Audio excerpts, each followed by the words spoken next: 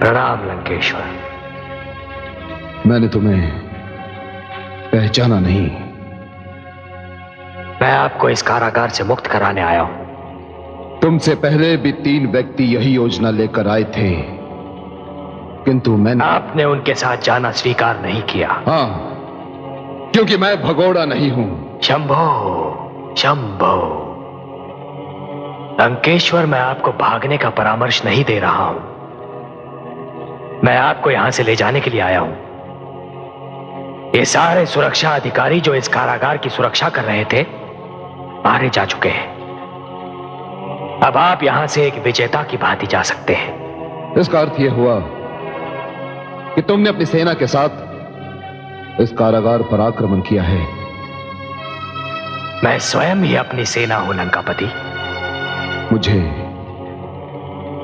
सहस्र अर्जुन की कही हुई किसी बात का ध्यान आ रहा है।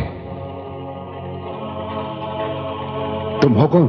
आप जिसके भक्त हैं मैं उन्हीं का शिष्य हूं। मेरा नाम राम। राम?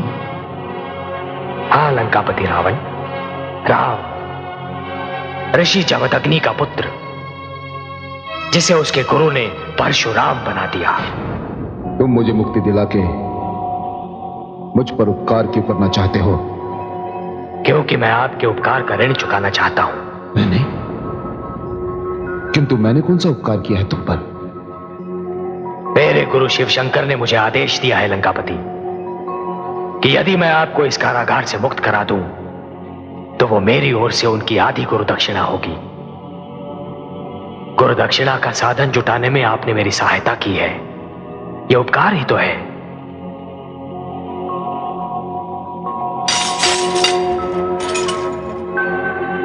मेरी बात मानकर आप मुझ पर उपकार ही तो करेंगे।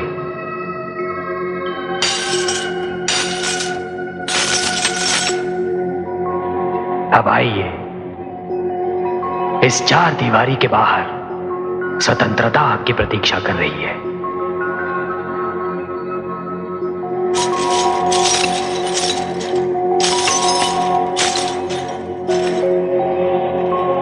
परशुराम, आप मुझे राम ही कहिए लंकापति रावण।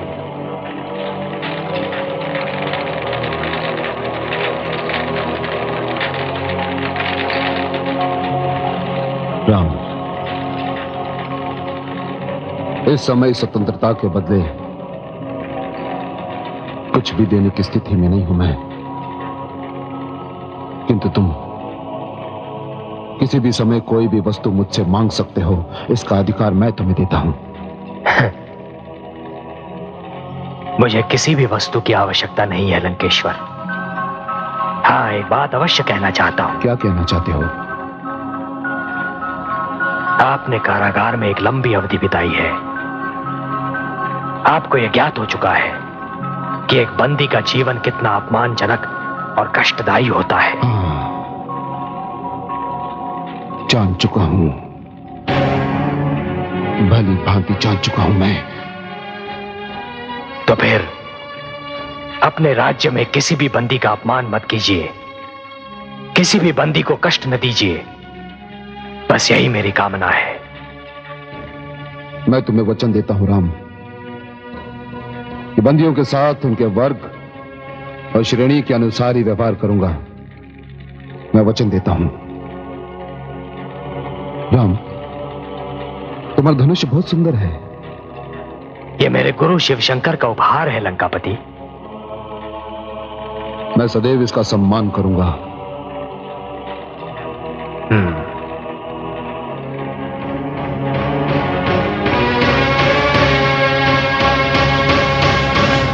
पिताश्री ने जब से लंका नरेश रावण को बंदी बनाया है, हमारे राज्य के प्रति सारे विश्व में आदर और भावना बढ़ गई है।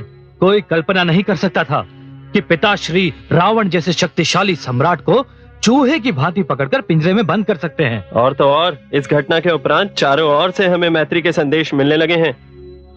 परंतु आश्चर्य मुझे इस बात का है कि लंका वालों ने अपने नरेश को मुक्ति दिलाने का प्रयास क्यों नहीं किया।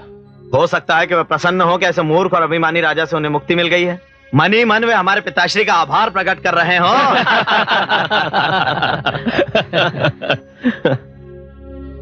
महाराज सहस्त्रार्जुन की जय हो। कहो महामंत्री, कुशल तो है?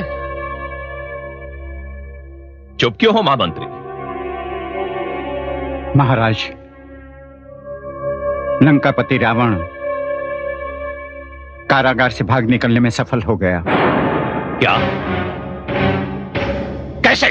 भोर भये जब प्रातःकाल के पारी वाले संतरी कारागार पहुंचे तो तो क्या हुआ? रावण कारागार में नहीं था। और वो संतरी, वो कहां मर गए थे? वो सत्य ही मर चुके थे। कारागार में उपस्थित समस्त सैनिक मारे जा चुके थे। तो इसका अर्थ यह हुआ कि रावण की सेना की एक टुकड़ी ने कारागार पर आक्रमण करके रावण को छुड़ा दिया। महाराज, एक घायल बंदी ने बताया कि किसी सेना की टुकड़ी ने आक्रमण नहीं किया था। तो फिर? उसका कहना था कि केवल चुप हो गए। उसने बताया कि केवल एक नवयुवक ने कारागार में घुसकर सबको मार भी डाला और रावण को छुड़ा भी ले गया। केवल एक नवयुवक? एक नवयुवक अर्थात परशुराम। सेनापति!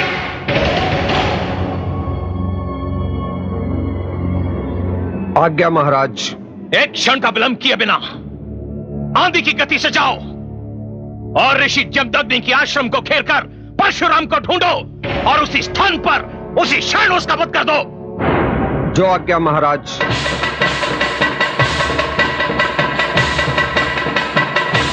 परशुराम